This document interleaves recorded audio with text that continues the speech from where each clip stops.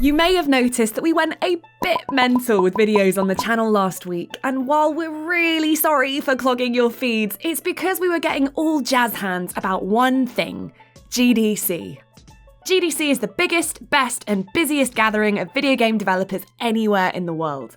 It's like your annual family reunion, but in San Francisco, and everybody brings games consoles instead of flan, and your nan's not around to pinch your cheek. We were there bringing you previews of a ton of unreleased games, but because there were so many, we thought we'd round up the best that we saw into one easy-to-digest video. So first up, Iron Marines is an RTS designed from the ground up for mobile platforms. In many ways, the game looks very similar to the developer's previous game, Kingdom Rush. Tiny figures scamper into combat as you throw up fortifications and upgrade combatants with a tap of your finger. But though it might not be immediately obvious, a lot has changed. The fantasy setting of Kingdom Rush has been replaced by a distinctly sci-fi backdrop. There are individual missions and objectives which must be completed, and a narrative of sorts stringing the encounters together. The developers told us to expect Iron Marines to launch on iOS, Android, Windows Phone and PC sometime in the middle of this year. Eisenhorn Xenos is not your typical Warhammer game. Most games based on the 40k license are strategy games, card battlers and tactical turn-based head-scratchers. Xenos, though, is different. It's real-time, cinematic, focused on combat, and has ambitions to feel like a big-budget console game. Its developer, Pixel Hero Games, told us that it used bombastic franchises like Uncharted and Tomb Raider as sources of inspiration. You play as Inquisitor Eisenhorn through the events of the story of the first book. Though that's not to say there's no element of choice. You can use virtual buttons or an MFI controller to move around, for example, or you can choose to go in guns blazing, or avoid fights using stealth tactics like stun guns and mind control. Eisenhorn Xenos will launch on iOS and PC sometime in September. Hidden Folk took home first place at our GDC Big Indie Pitch competition. It's best described as an interactive version of a Where's Wally book and tasks you with finding a small list of people and objects in a crowded black and white scene. Everything has been hand-drawn by illustrator Sylvain Tegreg. It is bloody gorgeous and equally as clever. A clue in the first level said that a person was hiding behind the truck, so I flipped a switch, moved the truck, and thus the Hidden Folk was revealed.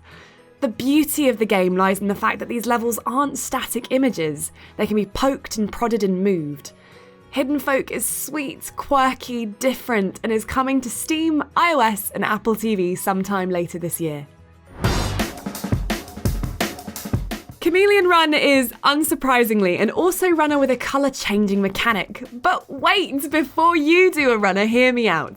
It was one of the standout games we saw at GDC because it's just so damn polished.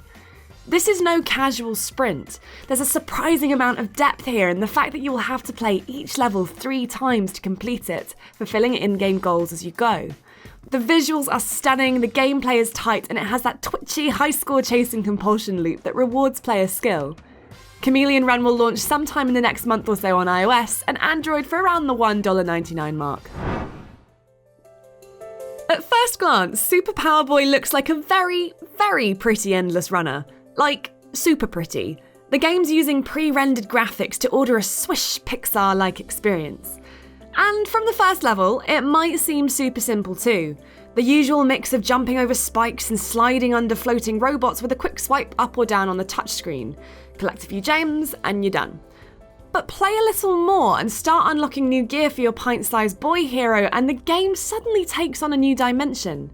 Like an auto-running Metroid, you start the game frail and powerless and end with a tricked-out power suit capable of shooting, deflecting, butt-stomping, and diving out of the way all the crazy obstacles in each stage. It's fun, tough, and coming to iOS and Apple TV as a paid game in the next couple of months. Riptide Renegade is the latest game from Vector Unit and a reboot of its popular Riptide racing series. Renegade is packed full of high production values and a sense of silly fun, focusing on flips, tricks and crazy courses crammed with shortcuts and rails to grind. It's being released on Xbox One and PS4, but we played it on an iPhone 6, which looked rather lovely indeed. The water physics are the best we've seen on mobile, and not just for show. By sliding into a rival's slipstream, you get a sneaky speed boost that can make the difference between winning a race and finishing last place. We can't wait to take Riptide Renegade for another spin when it launches on iOS and Android in May this year. So, those are our top games that we are bouncing on the edge of our seats for. Let us know which ones you're most excited for in the comment section below, and I'll see you guys next time.